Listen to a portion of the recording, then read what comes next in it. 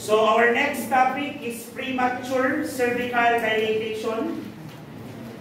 Premature cervical dilatation is also known as your incompetent cervix. Okay, incompetent cervix. So your incompetent cervix or premature cervical dilatation, though this is a condition which is most commonly leads into habitual abortion. When you say habitual abortion, woman experience 3 consecutive miscarriages. 3 consecutive miscarriages. Let me repeat that. Premature cervical dilatation is also known as incompetent cervix. Ano ba ang function kasi ng cervix? It has to remain closed during the entire pregnancy unless delivery ready na siya. Here, ang nangyayari dito, wala pa sa kabuanan, it's not yet full term, but the cervix starts to open prematurely. Why? Because the cervix is incompetent. When you say incompetent, it cannot perform its function. What is the function of the cervix? To remain closed and hold on the fetus and whatever product of conception na nandun sa uterus to prevent it from expulsion. Are we clear? Yes. This is the most common cause of habitual abortion. Habitual abortion is a 3 consecutive miscarriages. Tatlong beses kang nakunan ng magkakasunod-sunod. Are we clear? So it refers to a cervix that dilates prematurely and therefore cannot hold the fetus in term. In term.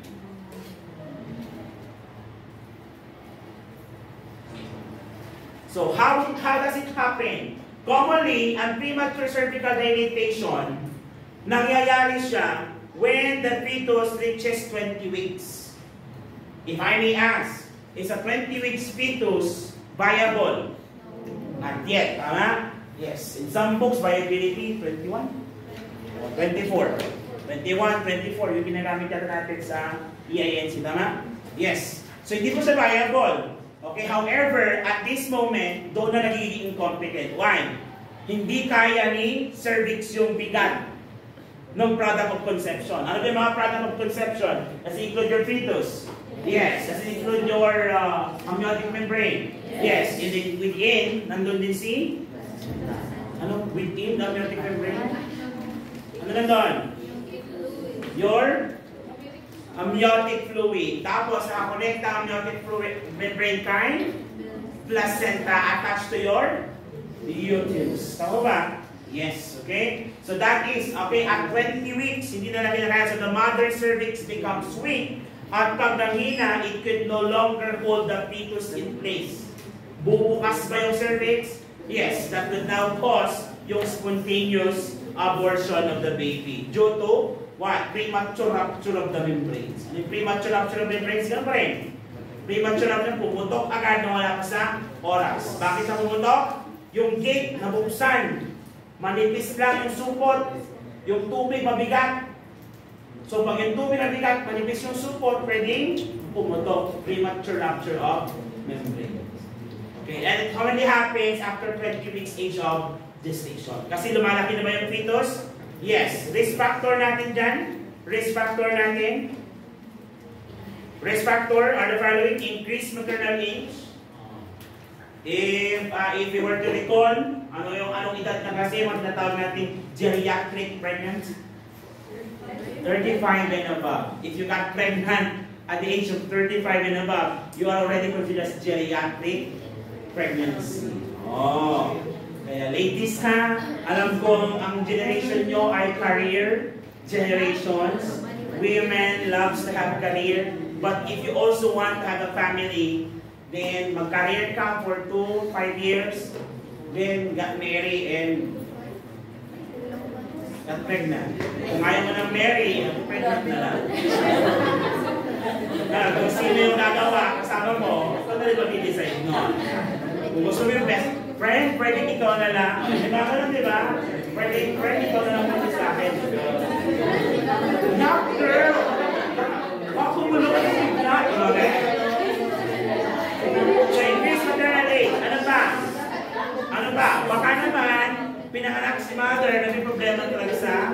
stress. May problema talaga cervix. Yung mga ganyan kasi, malas-malas.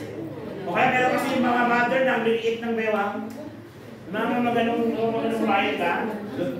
Parang yung katawan nila hindi designed to get pregnant, pero nabuntis pa din. May ganong case, di ba? Yung may osteogenesis imperfecta, yung sa Jessica Soho. Yung nanay na, ganyan-ganyan lang pag nalakad. Hindi na panood. Kasi puro kwan, kaya ako pinapanood nyo.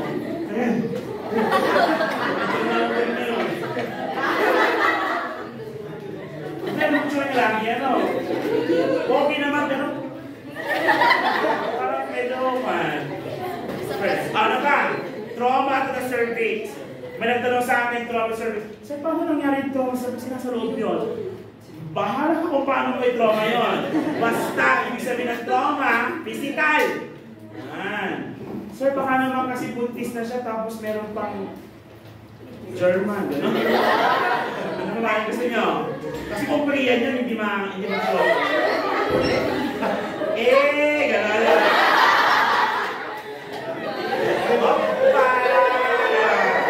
At least mas malaki pag Pinoy kasi mas malaki. At least mas malaki konti. Talo natin ang Thailand and Korea. Pero never natin tatalunin ang Congo. Mga African nations, ang babayan pero sabi nila number one the list. Alam mo na mga nasawahin mo ha. Middle East. Ayan. Kakayanin mo ba? Baka sumopra, punta lang nalagala. O, manifestation tayo. Manifestation, show. Alam niyo yung show? Bloody show. Baka sabihin nyo, anong show na? Nag-agobo dancer pa, buntis na nga. Show, yung bloody show. Okay, we're referring to bloody show. This is a pink vaginal discharge that corresponds to cervical opening. Bumuka, nagdugo konti. Yan. Okay, kadalasan nakahalo sa mucus. Cervical show. Common ba ito? Common ba ito pag malapit ng mga anak? Yes, pag malapit ng mga anak. Normal yan pag malapit ng mga anak. Diba? Yung bloody show. Ano pa? Increased pelvic pressure. Yung parang mga anak ka din. Increased pelvic pressure. Increased pelvic pressure. Bakit nagkakaroon ng increased pelvic pressure? Again, what's holding the product of conception? The cervix. Pag bumukas, parang yung supot na may tubig, tapos naka-upside down, lalabas at lalabas yun. Tama? So, parang lumalabas yung product of conception, palabas na rin ng vagina. However, is it already time? Hindi pa. Prematurely happening. So because of the descending of the fetus causing no pressure felt by the mother on her pelvis. Okay? On her pelvis. Ano pa? Cervical dilatation. Cervical dilatation should start occurring at what month or at what week of pregnancy? Kung ano yung full term natin? Full term. 38 weeks. At the end of 37 weeks, di ba? Yun yung full term natin. Or at least 37 weeks rin na natin. Para magkasundo tayo on that. Doon dapat siya mag-start na mag-open kasi full term na yung baby. Tama? Pero ito 20 weeks pa lang, nag-open na. Okay, sana kung 24 weeks, at least yung baby is already viable. Tama mo ba? Yes. Kasi yun ang ating age of viability. At least pwede na siya mabuhay outside the uterus. Using your incubator. Depende pa sa timbang ng bata, okay? So during physical examination yan, okay? Alam na natin kung paano mag-eyeing. What is the maximum cervical dilatation? 10 cm. One finger breadth is 1 to 2. Tama mo ba? Yes, kasi your index finger is 1, tama? And 1.5 to 2 cm naman ang middle finger. Pag pinag-combine mo, 2 to 3 cm. Pag dinoble mo, 5 to 6. Tama mo ba? Yes, pag medyo nag-quadruple na, that is already your fully cervical dilatation with full effacement. Tama ba? Yes. Ano yung full effacement ulit? Thin-like, paper-like, or tissue-like. Tissue-like. No. Texture or tissue-like. Ano ito? Size noong cervical lip. Ganon kanipis. Okay, di ba? That's your cervical lip. Ibig sabihin, papunta na siya sa crown knee. Anong station? 0. Tama ba? Yes. Station 0 to 1 ngayon. Okay na doon. Natatanda nyo ba yun? Yes, last semester niya. Kaya huwag nyo makalimutan kasi connected lahat yan. Isa sa pinakamahirap na sagutan sa board exam, maternal. Kahit tanongin yung mga atin ko nyo na nag-board exam. Isa sa mga pinahirapan nila ito, maternal.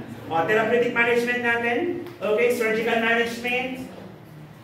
Surgical management natin, incompetent. May dalawa tayong surgical management dito. Kapag nag-close, lalo pag may history siya, pwede natin gawin si McDonald's. Say it again. McDonald's. Okay? Or Shirodkar. Shirodkar. McDonald's and Shirodkar. Shirodkar is also known as Barter. Barter. B-A-R-T-E-R. Barter's procedure. Shirodkar. Sir, anong pagkakaiba niyan? Ano ang pagkakaiba ng dalawang yan? Okay. Parehas sila na si cervix isi-secure. Tatalian o isusuture para hindi bumuka. Yun ay parang kung sana yan, kung nakikita mo na yung lagayan ng tubig or yung pouch na ganyan na kukunin, ang lagayin mo, i-patch natin yung butas. Anong gagawin dyan? Ngayon, magkaiba lang sila ng konsepto. Pag sinabing McDonald's, first string suture applied to cervical opening. So, first string, ibig sabihin, ano gagawin natin? Suture, malait, am I right? So, purpose is to make the cervix tense, done if the product of conception is less than 12 weeks. Mother is allowed to deliver by normal delivery. Ang suture pala, yung itatahi si Shirodkar. Okay? Mother is allowed to deliver normal spontaneous delivery if pregnancy persists.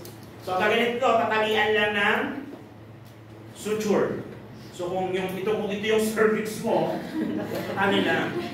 Di ba gano'n siya ng cervix? Tatali. Wala akong maraming cervix dito eh. Di human demonstration. Unless may gusto gumayang dito, pagkakit ang cervix, talian natin na sintas. Sapatos. Okay? Nursing management mo, kapag ang pasyente ay nag-McDonald's procedure, bed rest, bawal na siyang tumayo. Without bathroom privileges ito. Bakit? Kasi nga, when you stand, the gravity would push downward. So kapag bed rest lang siya, at least mababawasan ang pressure dun sa cervix. Are we clear? Yes. Okay. Position, modified Trendelenburg. Tataas din natin konti yung feet. Okay. Lumbar area is elevated. So you're going to want. So lumbar area is elevated, feet and lower. So paano din itataas yung lumbar area? We're going to put pillow. Mas pwede nakaraylay din yung paa. Okay? Then, coitus is temporarily restricted. Parang awa mo naman na. Nanganganib na nga malaglag yung bata, be. Sige na. Sige naman na, be. Ay, mahal, 5 months na ako pang malaglag yung bata. Sige na, 5 months na wala. Hindi nga pwede. Sige na, kamay na lang. Kamay na lang. So, coitus is restricted. Tocolytic therapy is employed if there is contraction. What is tocolytic? Tocolytic. Toco refers to contract. Lytic, distract. Distract, contract. Ibig sabihin, wag mag-contract. So, kung ayaw mag-contract, ano siya? Relax. So, ito ay uterine, relax. Relax na. Pamparelax ng uterus. Ano naman yung pampakontract ng uterus? Anong tawag sa kanila? Uterotonics. Ang example ng uterotonics, oxytocin. Ano naman ang example ng tocolytic? Riboflavin. Riboflavin, terbutaline is administered to stop contraction. Again, natandaan yung mga pinagsasabi ko, parang awa nyo na. Am I right? Kung gusto nyo bumasa. Again, ulitin natin. Uterotonics. Magko-contract, hindi. Anong sample? Oxytocin. O politic. Magko-contract, hindi. Mag-relax, hindi. Anong sample? Right. Are we clear? Yes. So, do not forget that, ha? And the last one is your Shirokar. For Shirokar naman, also known as barter, cervix is closed. Dadaitan lang. Okay, ibig sabihin, ika-close na siya. Okay, talagang tatayin na, but menstruation blood flow would still allow to come out. So, since ito kinahina, hindi na siya ating makita mawarwaran. Ano ba gawin dito? Paano papanakin? Paano siya makahanap? Cesarean section. Delivery via cesarean section. So, anong management natin sa pasyente nito? Post-surgical management. Kung paano i-manage ang post-surgery or post-cesarean, then that's how you're going to manage it. Are we clear? Are we clear? Yes. Do you have any question? Incompetent cervix, ano na ulit to? What is the main name? Good. Premature cervical dilatation, incompetent cervix. Tama mo ba? Yes. Okay, paano siya commonly nag-occur at 20 weeks age of gestation. Ano yung dalawang surgery? Shirokar and McDonald's. Ano yung first one eh? Shirokar. Temporary. Sino yung position mo? Modified Trendelenburg. Sino yung nanganganak through NSD? McDonald's. Through CS. Are we clear? Yes. Ano yung post-confirmatory test natin for ectopic pregnancy? Ultrasound pa rin. Are we clear? Can we also your photosynthesis? Yes, pag intra-abdominal pregnancy. Are we clear? Any question?